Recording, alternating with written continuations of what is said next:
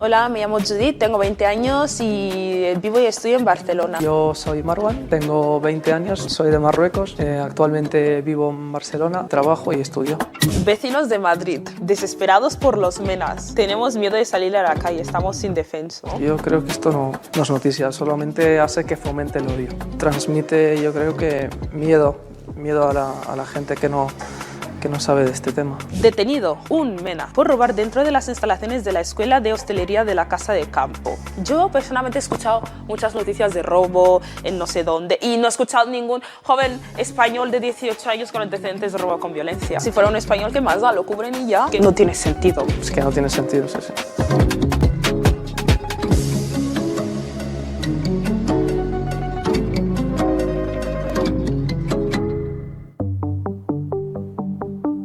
Así reaccionaban en un reportaje dos jóvenes migrantes residentes en España, Judith y Marwan, al escuchar algunas de las noticias que, muy alegremente, se publican en ciertos medios. Titulares retorcidos y maliciosos que, de forma muy eficiente, consolidan prejuicios racistas y alimentan la xenofobia en nuestra sociedad. Prácticas que poco tienen de periodismo, tal y como lo entendemos. Hoy, en el 5º episodio de For Rights, vamos a hablar de esto, de discriminación en los medios de comunicación. Analizaremos cómo las noticias, los titulares y las tertulias pueden reforzar prejuicios, criminalizar colectivos y distorsionar la realidad. Escucharemos a periodistas, revisaremos malas prácticas documentadas y compartiremos herramientas para detectar y denunciar el racismo mediático.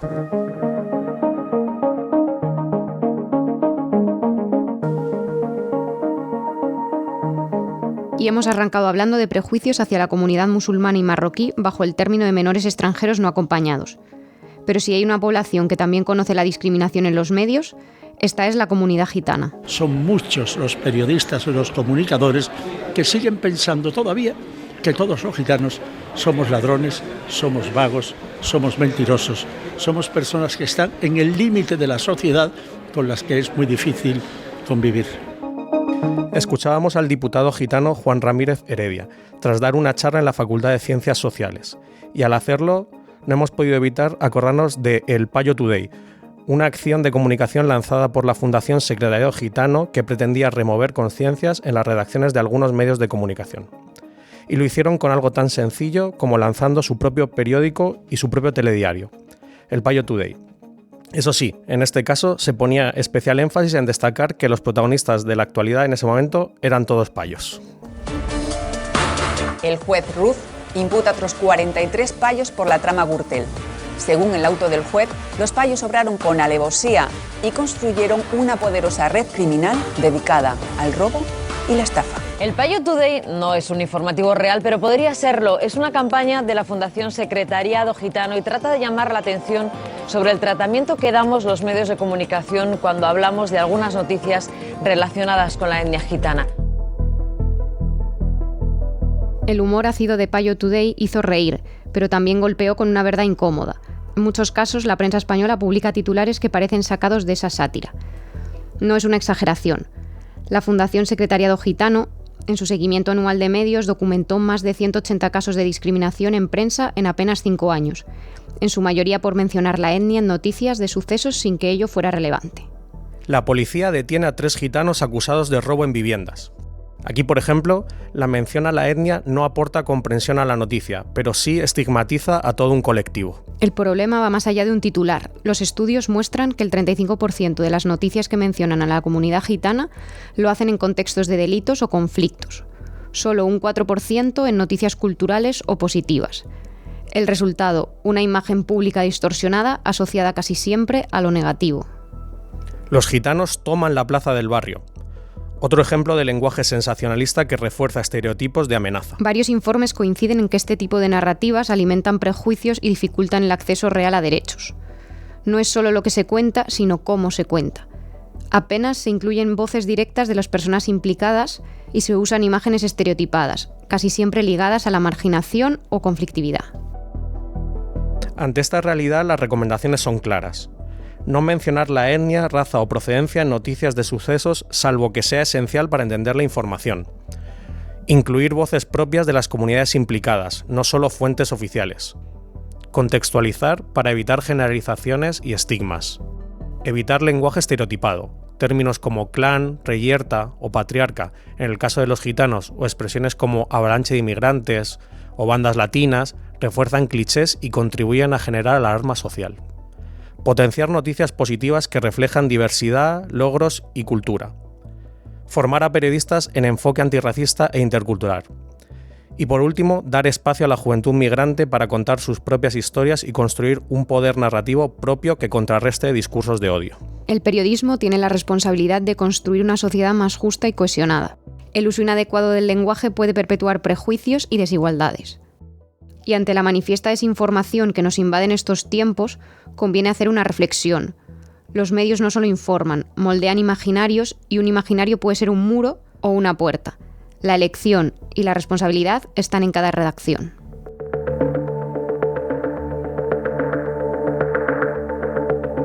Pero sabemos que detrás de cada noticia hay una persona que decide cómo contarla o cómo callarla. Por eso, hoy queremos conversar con alguien que conoce bien cómo se construyen las narrativas mediáticas y que lleva años analizando cómo los medios representan África y las comunidades afrodescendientes, a menudo desde un prisma cargado de prejuicios. Soraya Aybar, periodista y directora de Africa Mundi. Con ella hablaremos de cómo los medios reproducen el racismo, de qué cambios son urgentes y de cómo construir un relato que incluya a todas las voces. Bienvenida, Soraya. Hola, ¿qué tal? Encantada de estar aquí con vosotras. Desde tu experiencia en Africa Mundi, ¿qué narrativas predominan cuando los medios españoles hablan de África y de las comunidades afrodescendientes? Respecto a las narrativas que predominan cuando los medios españoles hablan de África o de las comunidades afrodescendientes, bien es cierto que en los últimos años ha habido una mejoría en cuanto a los ángulos, ¿no? o a las propuestas que se publican desde los medios de comunicación tradicionales en España, pero con anterioridad sí que hemos visto cómo por lo general las miradas son más bien pesimistas o negativas sobre el continente, ¿no? Pocas veces encontramos un reportaje o una pieza que abarcara África con una mirada positiva o con buenos ojos, que hablara de emprendimiento, que hablara de innovación, de oportunidades laborales, o que incluso pusiera a África como en el centro de la historia y no tanto como el continente relegado a las miserias del orden global internacional.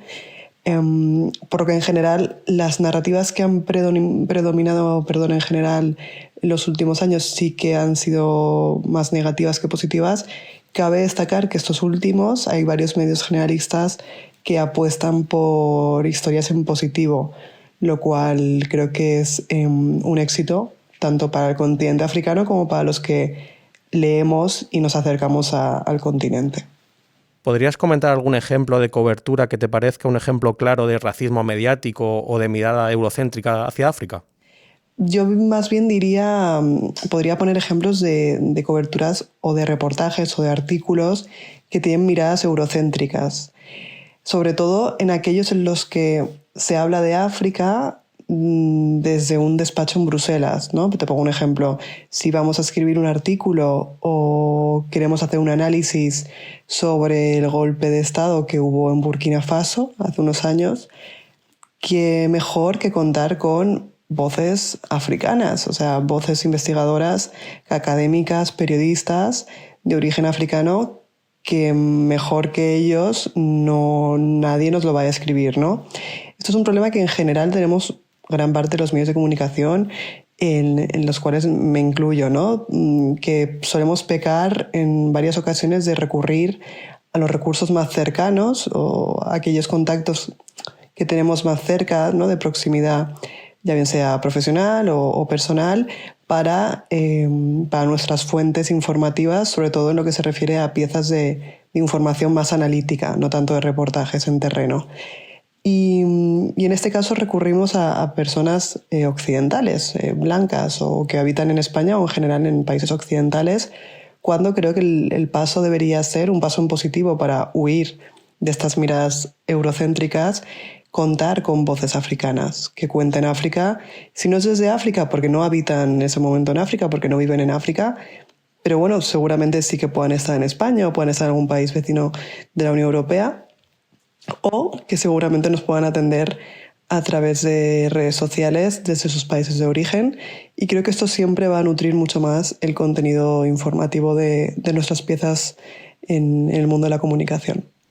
¿Por qué crees que África aparece tantas veces asociada a guerras, pobreza o migración y casi nunca a innovación, cultura o logros? Yo creo que en general África normalmente aparece asociada a guerras, a pobreza o a migración, porque ha sido el trato que desde Occidente se ha pactado, ¿no? En cierta forma. Es un continente que, como sabréis, sufrió una época de colonialismos por diferentes actores europeos e internacionales, que posteriormente entra en una era de independencias, aunque desde entonces hasta ahora, en esta época postcolonial, seguimos viendo injerencias extranjeras.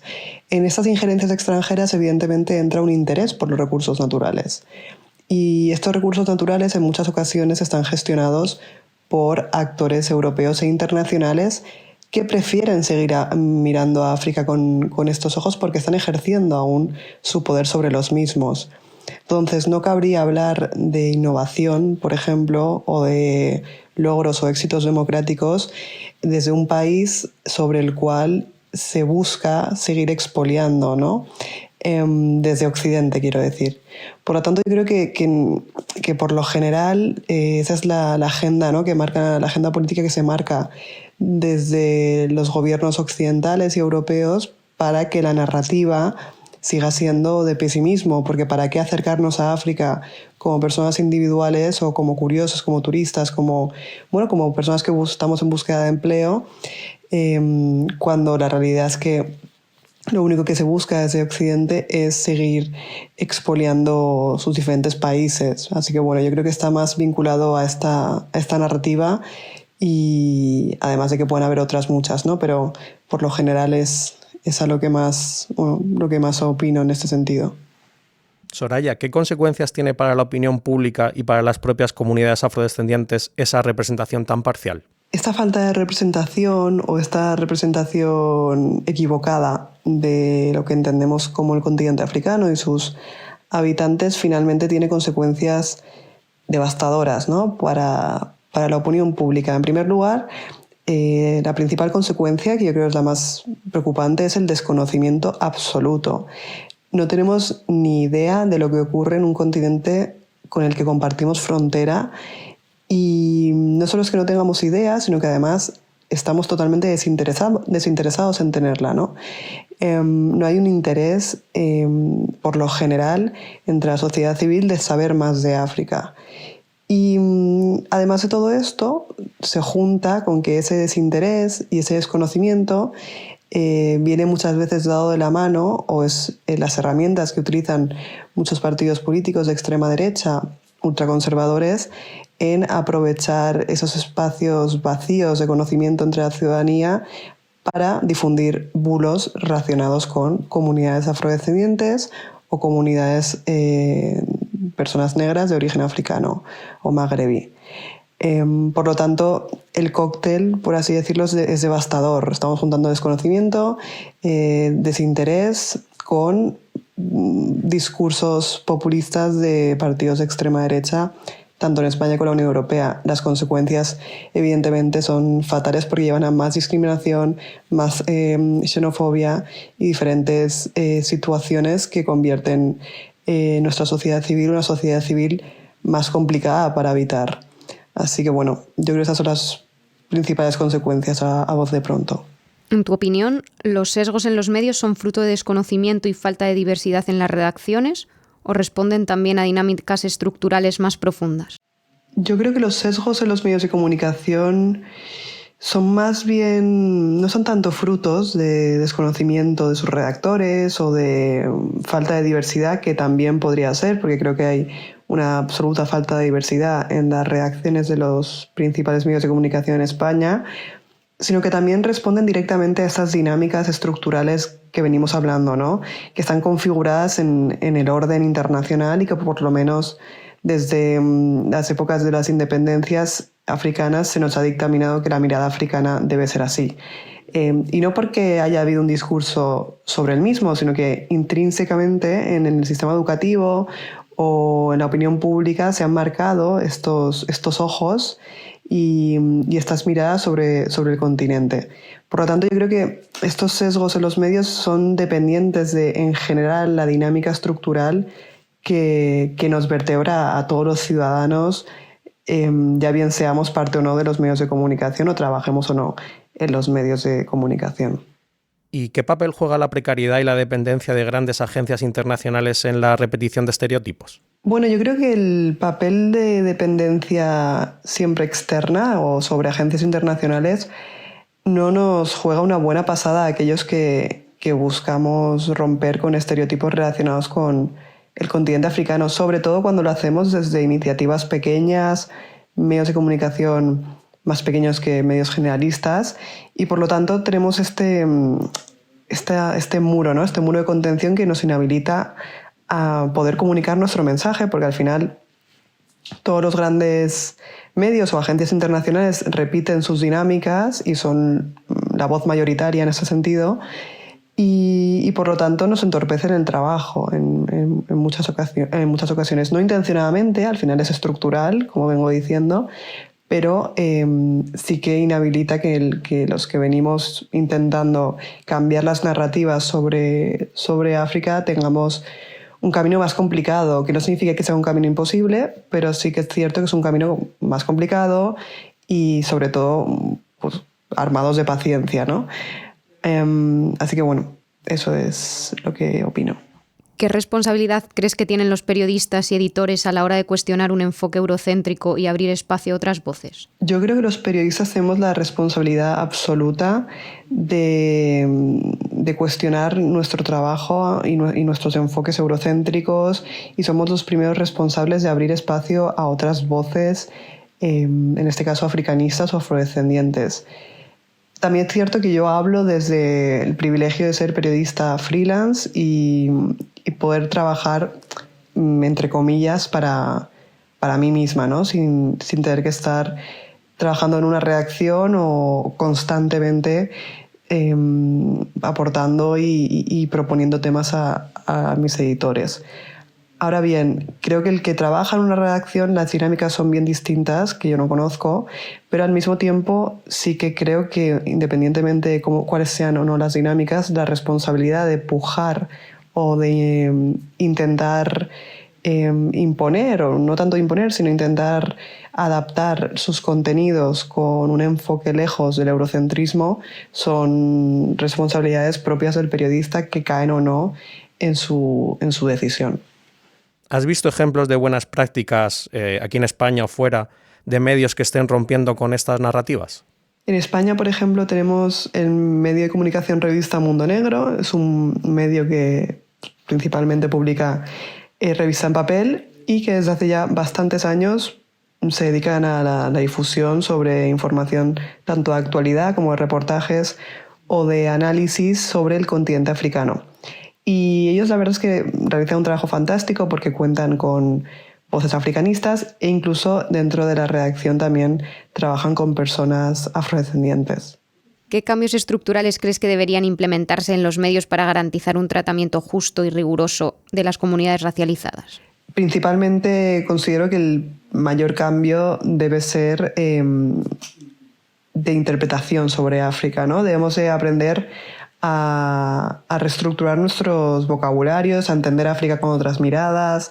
Incluso abogo, y es una propuesta con la que he podido charlar con diferentes instituciones, ¿no? De la importancia de realizar talleres sobre cómo hablar África, cómo hablar de África, cómo referirnos a las personas africanas, qué es África, cuántos países conforman África. Creo que hace falta también una información teórica de base que nutra el conocimiento del propio medio, del propio redactor, para que así, paulatinamente, pueda ir construyendo su visión crítica sobre cómo debe de cambiar sus formas de ver África y cómo puede eso emplearlo y cambiarlo en su forma de trabajar, ¿no?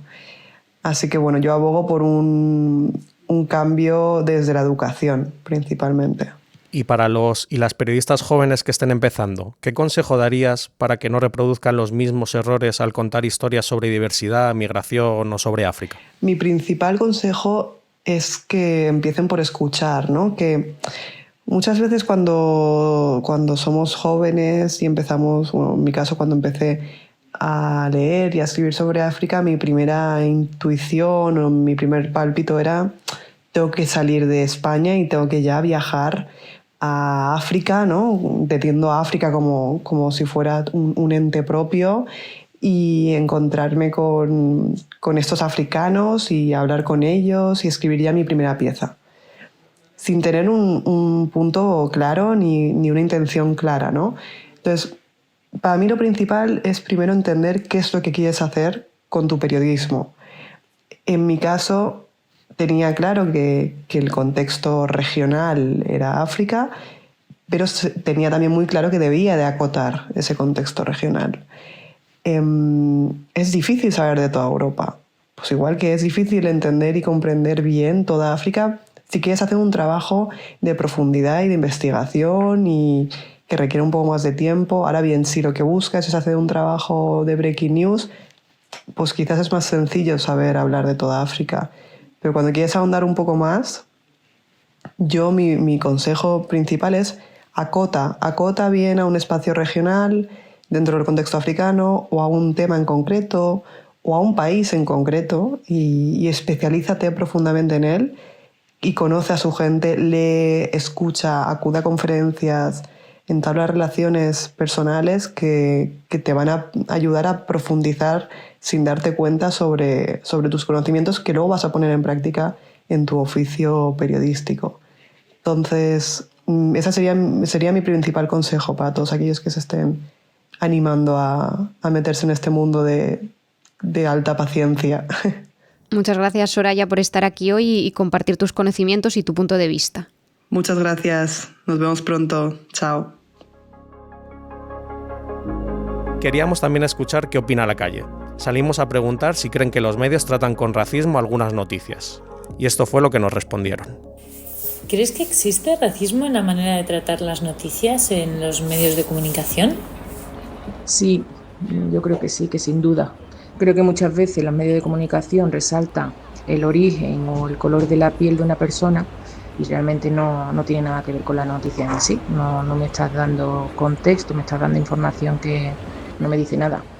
Porque sí que es verdad que hay determinados grupos étnicos o incluso sociales que solo salen en las noticias cuando hay eventos negativos relacionados con ellos. Y que eso pasa sobre todo cuando la persona protagonista es extranjera o una persona racializada. ¿Recuerdas algún titular que te pareciera injusto o racista? No recuerdo una noticia que diga que hable del desarrollo sostenible de una aldea gitana, mientras que muchas veces, la casi totalidad de las noticias que salen relacionadas con, por ejemplo, personas de etnia gitana, son noticias de sucesos, negativos. Entonces, yo creo que ya solo esto, o lo mismo pasa con los menas, muchas veces con los inmigrantes. Sí, yo me acuerdo del caso de Gabriel Cruz y de su asesina, de Ana Julia Quezada. Y me acuerdo perfectamente que los medios de comunicación, la prensa repetía continuamente que era extranjera, que era dominicana, o haciendo alusión al color de su piel. Y eso realmente no explicaba nada, no explicaba el crimen, no explicaba por qué lo había hecho.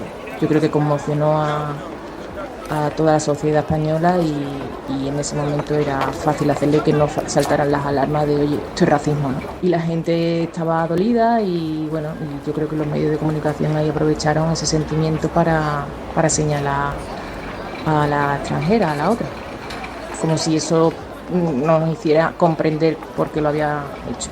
Persona latina, colombiano, inmigrante, son todas una terminología que yo creo que en el imaginario colectivo tiene un cariz negativo, y eso solo puede venir del hecho que en la prensa y en el lenguaje de todos los días pues están asociados normalmente con sucesos negativos. Y por último, ¿qué impacto crees que tienen estos mensajes en la sociedad? Bueno, creo que al final se normaliza el racismo y se asocian ciertos orígenes con cosas negativas. Además, como que se hacen fuertes los prejuicios, ¿no? Se genera además miedo, desconfianza hacia comunidades enteras y eso al final cala poco a poco en la forma en la que miramos a los demás.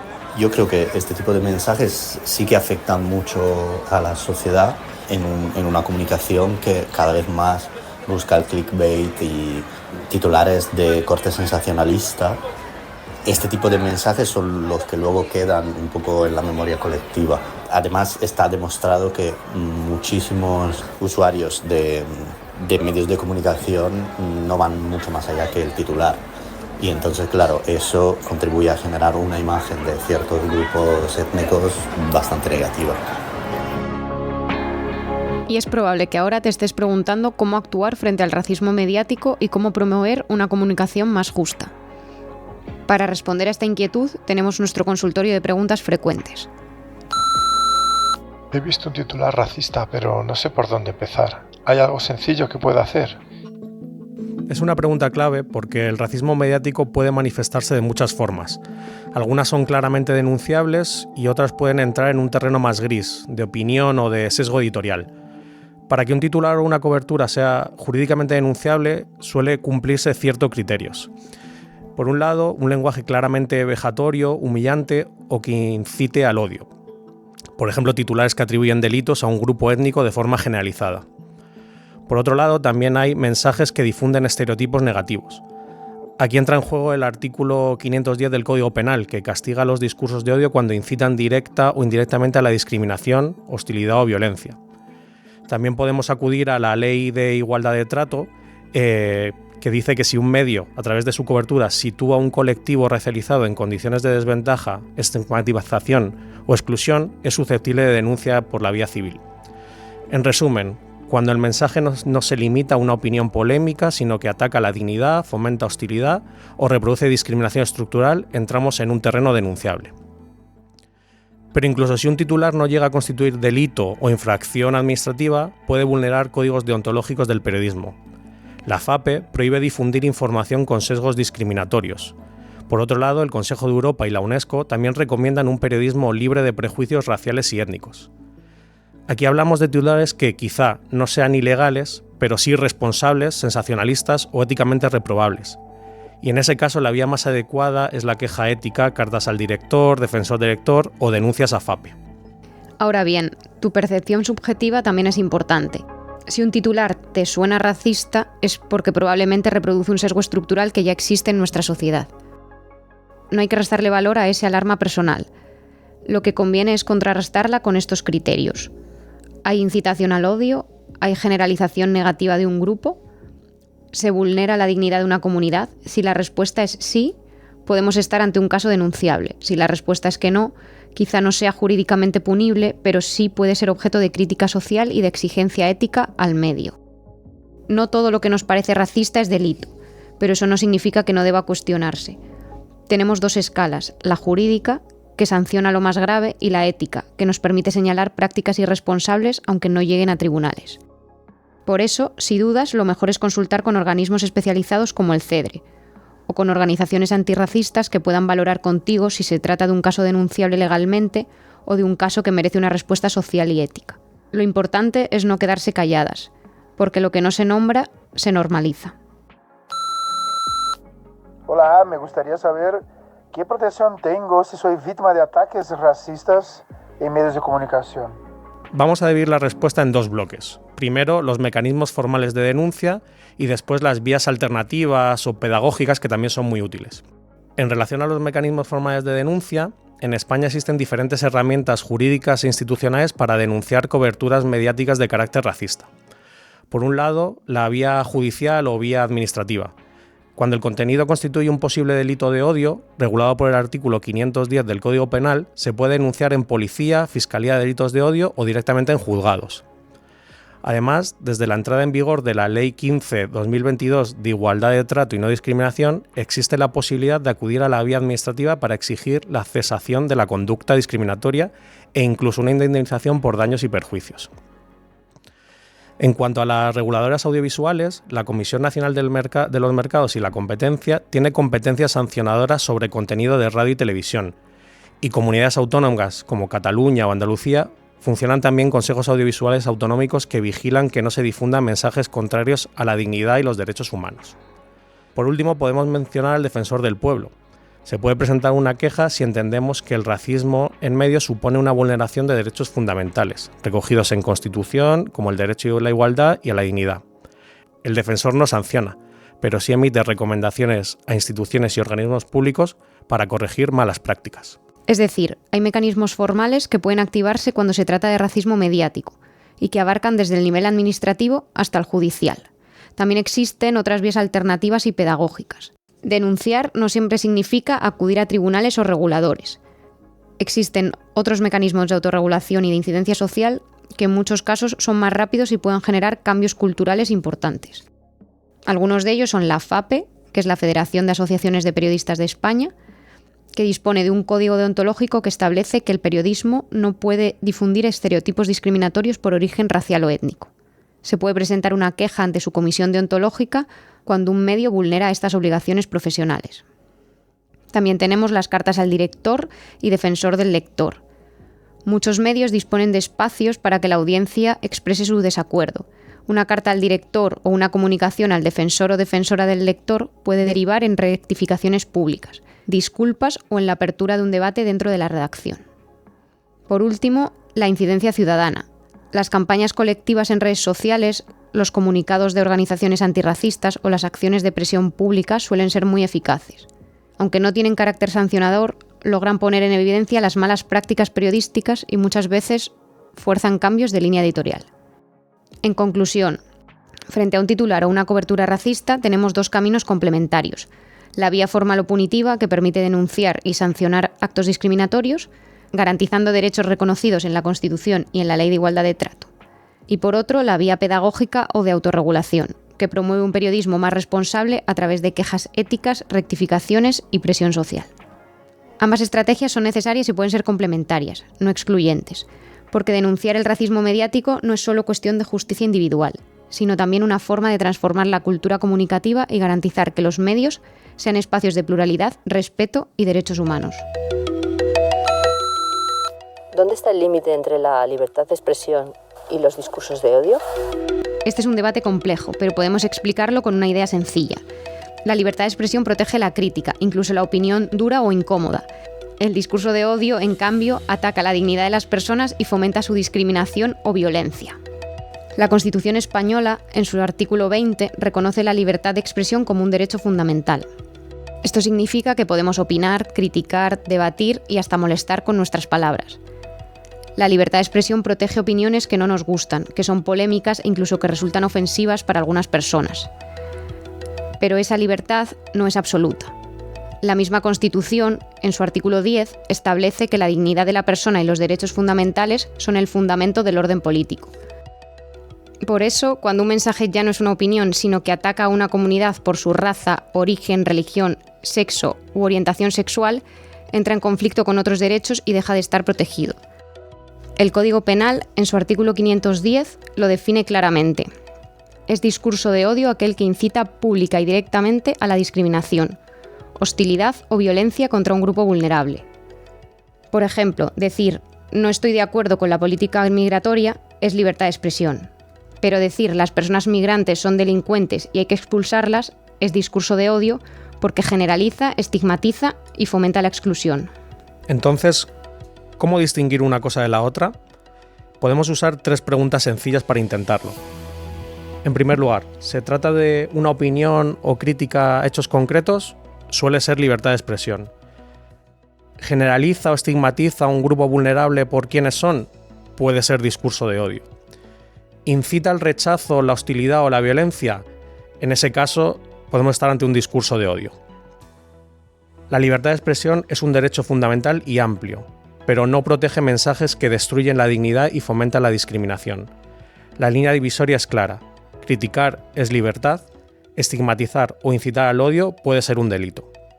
Porque las palabras importan y cuando se usan para atacar a colectivos vulnerables, dejan de ser libres para convertirse en dañinas. Todo esto nos demuestra que informarse, detectar, señalar y proponer alternativas son nuestras herramientas ante la discriminación en los medios de comunicación. Porque cambiar el discurso empieza por cambiar las palabras. Y así vamos a terminar. Hoy hemos desmontado titulares, analizado coberturas y cuestionado las narrativas que, desde los medios, alimentan prejuicios y sostienen el racismo. Porque informar no es solo contar lo que pasa, es decidir cómo queremos contarlo. En el próximo y último episodio de esta temporada de 4Rights, miraremos hacia otro espacio que debería ser de puertas abiertas para todas las personas: la administración pública. Pero para muchas personas racializadas, esos pasillos están llenos de barreras. Hablaremos de cómo las trabas invisibles impiden el acceso en igualdad de condiciones a derechos básicos y de por qué es urgente exigir cambios institucionales, promover la equidad y reforzar la formación antirracista en los servicios públicos.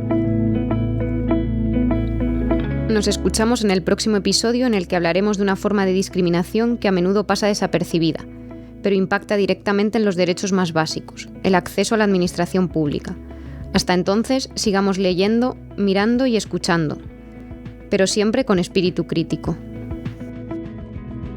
Y recuerda que si estás sufriendo cualquier tipo de discriminación racial o étnica y quieres recibir asesoramiento legal, puedes acudir a cualquiera de las oficinas que MPDL tiene en España.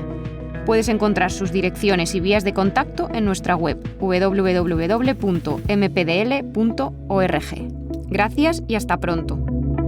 4Rights es un podcast que forma parte del proyecto Infrared, Red de Atención y Difusión de Derechos para Víctimas de Incidentes de Discriminación por Origen Racial o Étnico, financiado por el Ministerio de Inclusión, Seguridad Social y Migraciones, cofinanciado por fondos de la Unión Europea.